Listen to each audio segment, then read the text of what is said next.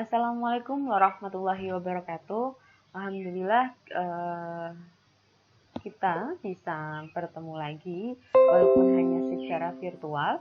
Nah, pada video ini saya akan menjelaskan terkait dengan karakterisasi sifat mekanik bahan.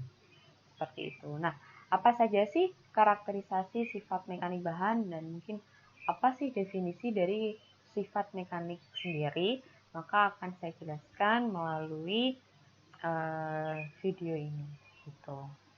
Nah, sifat mekanik merupakan sifat yang menyatakan kemampuan suatu material atau komponen untuk menerima beban, gaya, dan energi tanpa menimbulkan kerusakan pada material tersebut. Ya, jadi ketika suatu bahan itu mampu, ya, diberi beban, diberi gaya tanpa menimbulkan kerusakan, ya, atau bahan itu tidak mengalami perubahan, deformasi, itu disebut sifat mekanik dari bahan tersebut. Nah, ada beberapa sifat mekanik yang penting untuk kita ketahui. Yang pertama adalah kekerasan, atau yang kita sebut dengan hardness. Kekerasan ini merupakan ketahanan material terhadap penekanan atau indentasi penetrasi. Sifat ini berkaitan dengan sifat tahan aus, yaitu ketahanan material terhadap penggoresan atau pengikisan. Nah, itu kalau hardness, kalau kita berbicaranya tentang sifat mekanik kekerasan. Namun berbeda lagi kalau kita berbicara tentang sifat mekanik yang membahas tentang kekuatan atau strength. Kalau kekuatan atau strength itu merupakan kemampuan suatu material untuk menerima tegangan tanpa menyebabkan material menjadi patah. Ya. Nah, berdasarkan pada jenis beban yang bekerja, kekuatan dibagi dalam beberapa macam. Ada kekuatan tarik, kekuatan geser, kekuatan tekan, kekuatan torsi, dan kekuatan lengkung. Nah, ini apa beban yang ingin digunakan? Ini ada macam-macamnya. Kalau kita menggunakan tarik, ya dia termasuk kekuatan tarik nanti yang muncul di beban tersebut. Kita melakukan tarikan di kedua sisi dari benda tersebut. Jadi kita ingin mengetahui sampai seberapa mana kelenturan dari benda tersebut, maka kekuatan yang kita gunakan adalah kekuatan tarik, bukan kekuatan tekan, gitu. Nah, terus sifat mekanik selanjutnya yaitu keuletan atau ductility. Keuletan adalah suatu sifat material yang digambarkan seperti kabel dengan aplikasi kekuatan tarik. Material duktil ini harus kuat dan lentur. Keuletannya itu diukur dengan suatu periode tertentu, yaitu persentase keregangan. Sifat ini biasanya digunakan dalam bidang perteknikan dan bahan yang memiliki sifat ini yaitu besi lunak, tembaga, aluminium, nikel, dan lain sebagainya. Sifat mekanik selanjutnya atau yang keempat yaitu ketangguhan atau toughness. Nah, kalau toughness itu kemampuan material untuk menyerap sejumlah energi tanpa mengakibatkan terjadinya kerusakan. Ada juga kegetasan atau brittleness. Nah, kalau kita berbicara tentang sifat mekanik kegetasan ini, ya, atau brittle, itu dia memiliki sifat yang berlawanan dengan keuletan, ya, yaitu kerapuan. Merupakan suatu sifat pecah dari suatu material dengan sedikit pergeseran permanen. Jadi sampai pada tahap mana si material itu mampu untuk menjaga agar dia tidak pecah atau rapuh seperti itu. Contohnya yaitu besi cor. Ya. Nah, terus ada kelelahan atau yang disebut fatigue. Nah, kelelahan ini merupakan kecenderungan dari logam untuk menjadi patah bila menerima beban bolak-balik, yang besarnya masih jauh di bawah batas kekakuan elastiknya. Gitu. Terus ada sifat mekanik melar atau yang disebut cramp, itu kecenderungan suatu logam untuk mengalami deformasi plastik. Ya, deformasi plastik. Bila pembebanan yang besarnya relatif tetap dilakukan dalam waktu yang lama pada suhu tinggi. Kira-kira dia akan melar atau tidak. Gitu.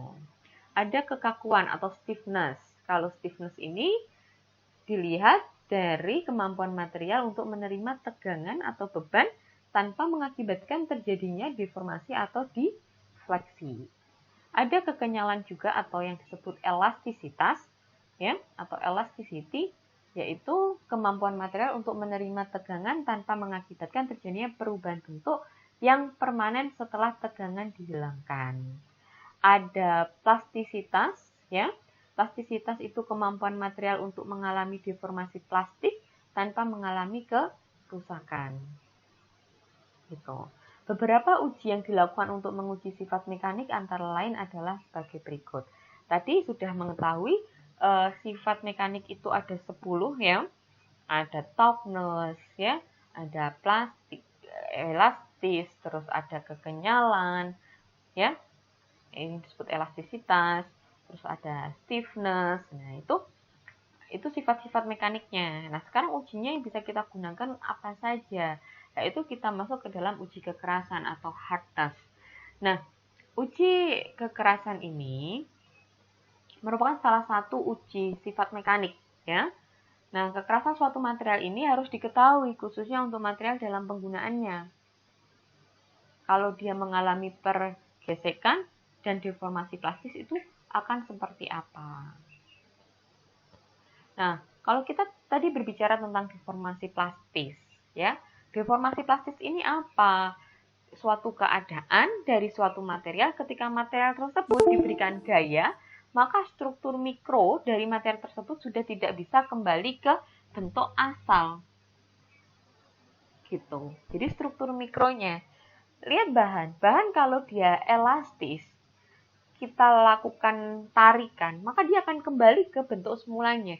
Tapi kalau bahan dikatakan plastis, maka struktur mikronya itu sudah tidak bisa kembali ke bentuk asal. Kalau struktur mikro tidak bisa kembali ke asal, otomatis makronya juga akan seperti itu. Itu kan struktur makro itu kan terdiri dari partikel-partikel mikronya. Nah, pada pengujian logam, kekerasan didefinisikan sebagai ketahanan suatu logam terhadap identasi atau penekanan. Sedangkan di dalam mineralogi, kekerasan itu merupakan ketahanan suatu mineral terhadap goresan dengan menggunakan standar kekerasan yang satuannya mol atau MOHS. Ya, ada 3 jenis pengujiannya dengan cara goresan, scratch hardness, ya. Ini ada skalanya. Ada 1 sampai 10.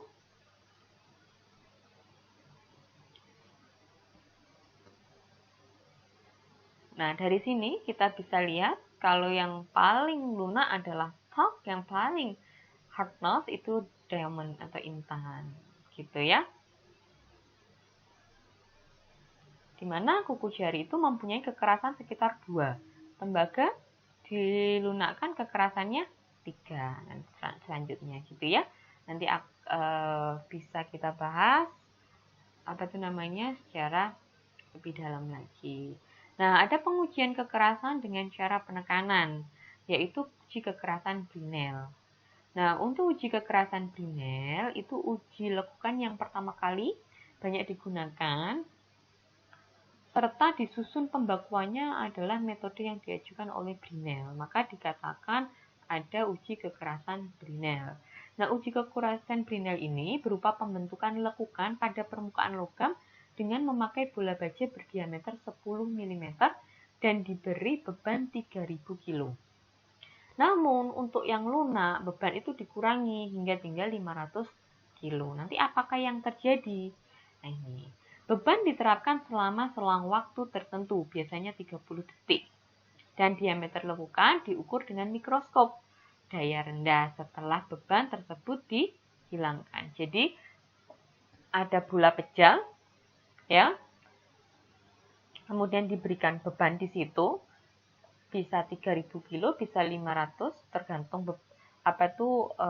yang diuji, bahan yang diuji, kemudian ditunggu 30 detik, terus yang terjadi apa ketika diamati dalam mikroskop. Nah, nanti yang itu.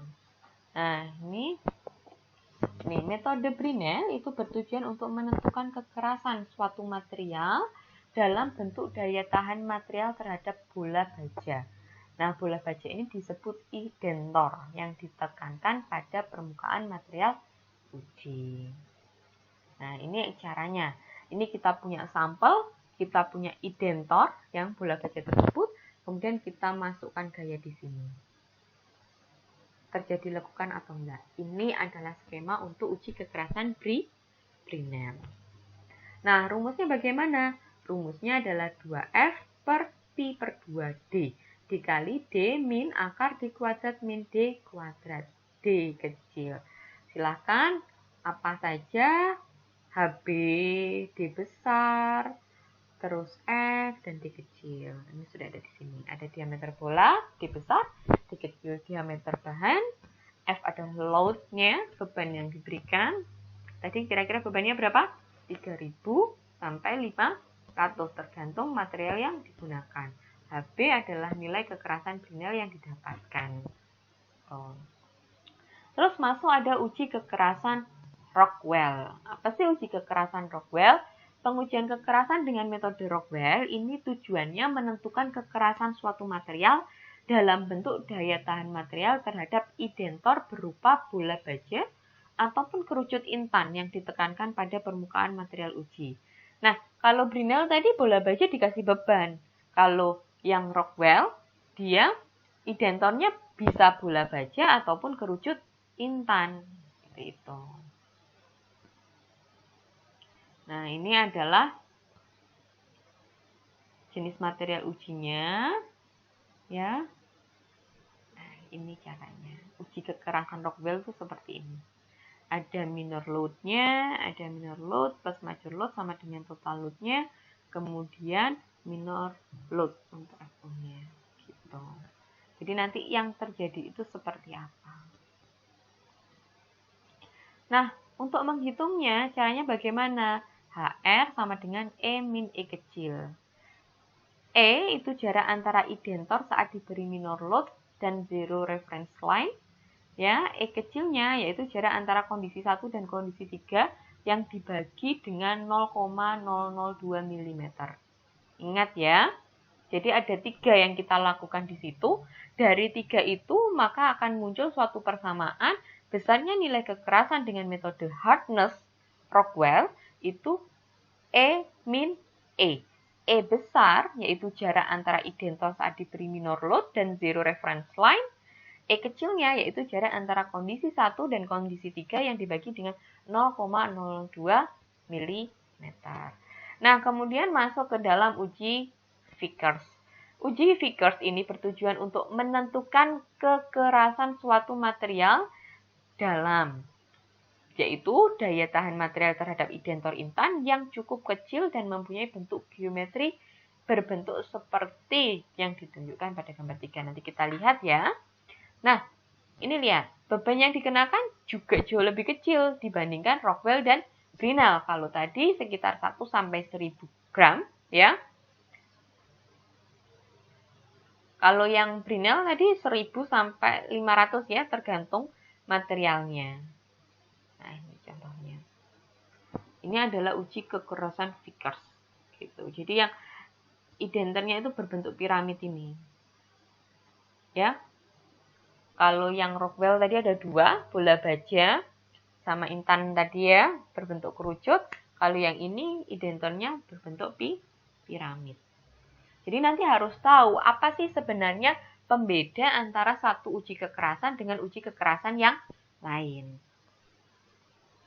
Nah, untuk menghitung besarnya nilai kekerasan dengan metode Vickers, itu HV sama dengan 1,854 F per D kuadrat. Ya, F-nya adalah beban, D-nya adalah diagonal. Nah, ini Vickers itu banyak dilakukan pada pekerjaan penelitian karena metode tersebut memberikan hasil berupa skala kekerasan yang kontinu untuk suatu beban tertentu. Dan digunakan pada logam yang sangat lunak. Nah, kalau skala penelitian ini kan skala kecil ya. Kalau dia skala kecil, otomatis beban yang diberikan juga harus kecil. Makanya kita memilih uji kekerasan Vickers. Seperti itu. Kalau Brinell tadi besar sekali kan. Nah, ini beban yang biasanya digunakan pada uji Vickers berkisar 1 hingga 120. Nah, ini ada uji micro hardness, ya, disebut knob hardness.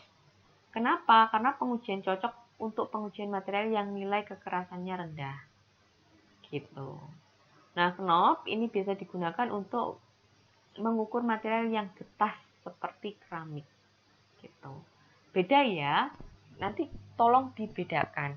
Kalau kalian itu menggunakan bahan, misal kalau yang di sini sudah dijelaskan bahwasanya kalau micro hardness dia gunakan seperti keramik gitu. Jadi untuk melakukan suatu uji mekanik itu kalian harus tahu kira-kira saya menggunakan apa ketika saya mempunyai material tertentu gitu.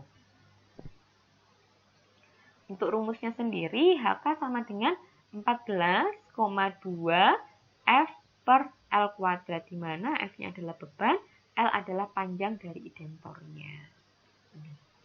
Identornya adalah ini. Nah, ada uji tarik juga. Ini salah satu pengujian yang paling penting dilakukan. Kenapa? Karena dengan pengujian itu dapat memberikan berbagai informasi seperti sifat-sifat logam.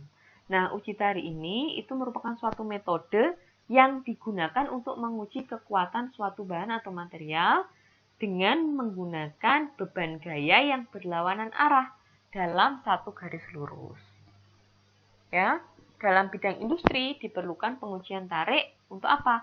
Mempertimbangkan faktor metalurgi dan faktor mekanis yang tercakup dalam proses perlakuan terhadap logam yang sudah jadi. Nah, ini adalah untuk kurva hubungan antara gaya tarikan dan perubahan panjang. Nah, ini adalah spesimennya atau materialnya, kemudian kalian lakukan gaya tarik, ya, gaya tarik kepada kedua sisinya, kemudian dia akan mengalami deformasi lokal. Nah, setelah deformasi lokal ini terjadi dan dia sudah tidak mampu ya mempertahankan terhadap besarnya tarikan yang diberikan atau gaya yang diberikan, maka dia akan mengalami break atau putus. Sehingga ketika kita grafikan itu hasilnya seperti ini. Ya. Di sini ada daerah linear. Daerah linear ini daerah di mana ketika dia itu masih bisa seimbang kembali ke keadaan semula ketika dia diberikan gaya tarik. Jadi itu masih daerah deformasi lokalnya. Kalau dia sudah mengalami crack sedikit, ya itu masuk ke titik luluh, ya tegangan tarik maksimum, dia masih mempertahankan benda, kemudian dia sudah lepas, itu berarti putus di titik sini. Gitu ya.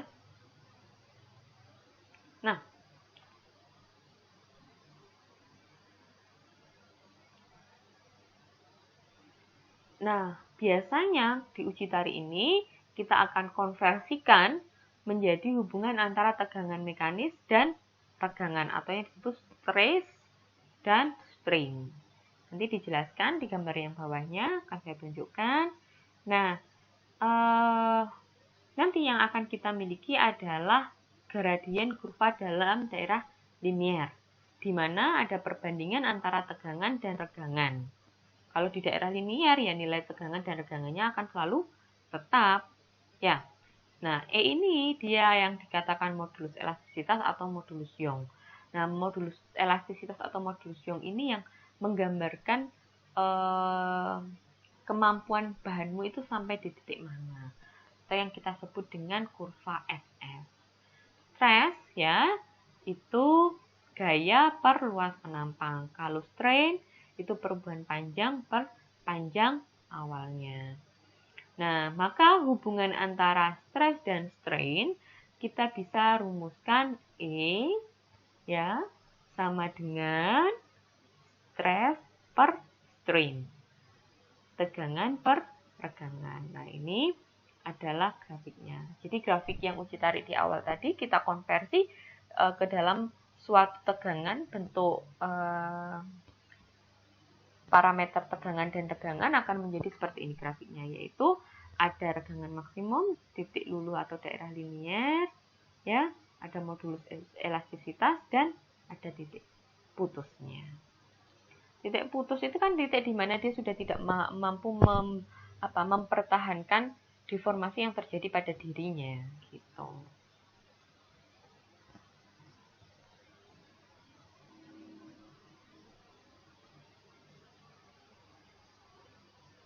Nah, ini adalah sifat-sifat mekanik bahan pada uji tarik.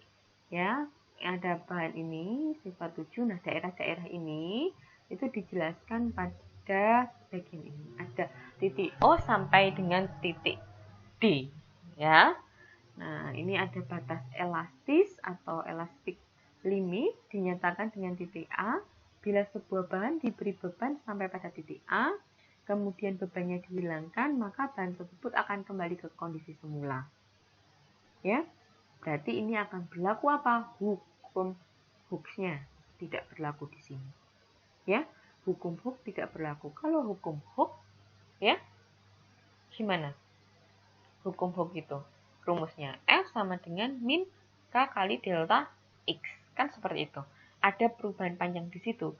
Tapi kalau di batas elastis ini dia bisa kembali ke kondisi semula.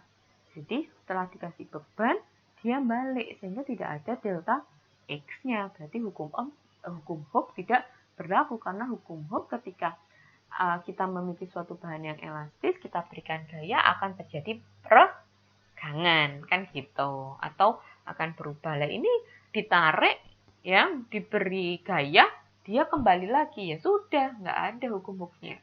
Gitu. Terus ada batas proporsional. Titik di mana penerapan hukum Hooke masih bisa ditolerir. Tidak ada standarisasi tentang pada bagian tersebut, ya. Biasanya batas proporsional sama dengan batas elastisitas, gitu. Nah, terus ada deformasi plastik, ya, atau plastis. Nah, deformasi plastis itu perubahan bentuk yang tidak kembali ke keadaan semula, yaitu kondisi ketika kita melakukan tarik. Kalau yang tadi daerah elastis tadi, ya, daerah elastis tadi kita kembali, kan hukum Hooke-nya tidak berlaku di situ karena tidak ada delta X-nya. Kalau di deformasi plastis ini dia tidak kembali ke keadaan semula, yaitu bahan ditarik sampai melewati batas proporsionalnya itu dan dia mencapai ke daerah landing. Ini yang dimaksud daerah landing, ya. Jadi suatu kondisi di mana bahan itu ketika diberikan beban, dia sudah melewati batas kemampuannya, dia sudah tidak bisa kembali lagi. Gitu. Sebelum terjadi putus, ya. Jadi sebelum terjadi putus itu ada daerah atau deformasi plastis ini. Ada tegangan luluh atas, tegangan luluh bawah. Oke, nah ini nanti yang akan kalian pelajari untuk. Jadi ini adalah gambaran penjelasan dari gambar yang tadi. Nah, kemudian ada uji kelelahan fatigue, ya. Dia merupakan kecenderungan dari logam untuk patah bila menerima tegangan berulang-ulang. Gitu. Nah, tapi di sini beban yang diberikan atau tegangan yang diberikan itu dia masih di bawah kekuatan elastisnya, gitu, ya. Nah,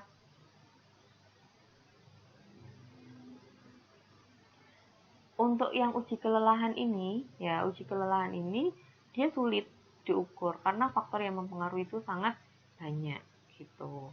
Nah, mekanismenya itu ada 3 tahap, yaitu tahap awal terjadi retakan atau crack initiation, terus tahap perjalanan retakan, ada patah akhir serta patah akhir, ya. Kemudian ada patah statis akibat dari penampang yang tersisa. Kemudian penampang tersebut tidak mampu menerima bebannya.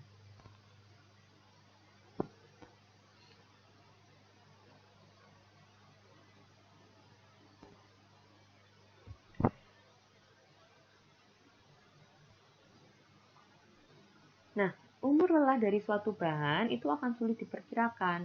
Kenapa? Karena dipengaruhi oleh beberapa faktor. Ada 6 faktor yang mempengaruhi, yaitu beban. Beban itu yang terdiri dari jenis bahannya, frekuensi siklus bebannya, pola beban, dan besar tegangan. Kemudian ada kondisi material, proses pengerjaan, bentuk dan ukuran komponen, temperatur operasi, dan kondisi lingkungan. Gitu. Nah, biasanya representasi terhadap untuk menentukan uji kelelahan itu apa? Jumlah siklus tegangan yang dicapai gitu. Sampai spesimen itu patah gitu. Jadi material itu dikasih lagi kan diulang-ulang, tapi kan masih di bawah batas elastisitasnya. Misal setelah 100 kali diberikan apa itu namanya beban, dia baru mengalami patah, berarti uji lelahnya itu sampai segitu. Gitu. Biasanya dalam bentuk siklus ya. Nah, kemudian ada uji ketangguhan atau toughness.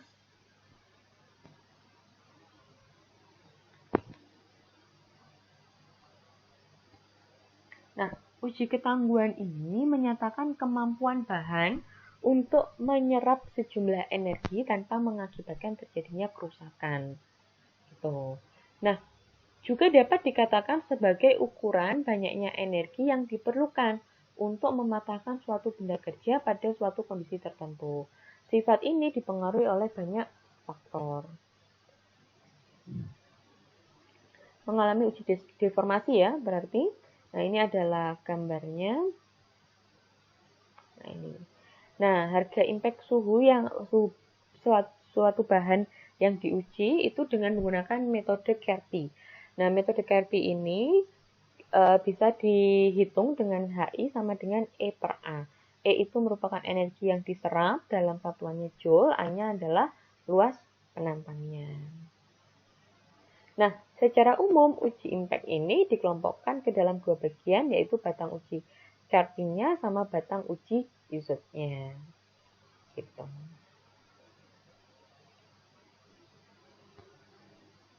Oke.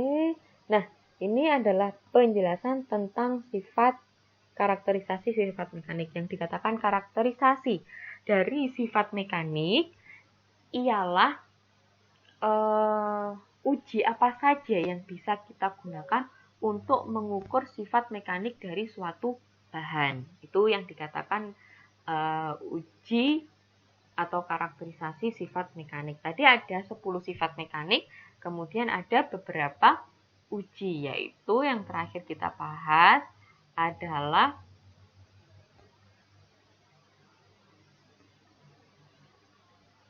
uji ketangguhan. Oke? Nah, untuk materi hari ini saya rasa sudah cukup. Kemudian tugasnya yaitu kalian melakukan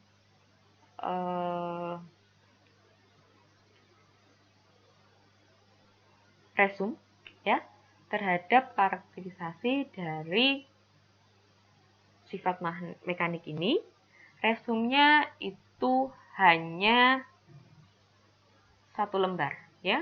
1 lembar itu berarti bisa 2 halaman ya, ataupun hanya 1 halaman, tidak jadi masalah, maksimal 1 lembar. Oke. Untuk terserah di mana, bisa di folio atau di ampet, terserah kalian, yang penting rapi. Oke, untuk materi hari ini saya cukupkan sampai di sini. Apabila ada kurangnya atau kalimat saya yang tidak berkenan di hati atau susah dipahami, saya mohon maaf yang sebesar-besarnya. Apabila ada yang ingin didiskusikan nanti, silakan mendiskusikan lewat grup atau bisa mengalokasikan waktunya untuk berdiskusi melalui Google Meet ataupun Zoom. Seperti itu ya. Untuk pertemuan hari ini saya cukupkan pada atau sampai uji toughness ini tadi ya untuk materi hari ini. Kemudian kita lanjutkan untuk bab selanjutnya yaitu minggu depan. Itu terima kasih yang sebesar-besarnya. Wabillahi taufiq wal hidayah. Wassalamualaikum warahmatullahi wabarakatuh.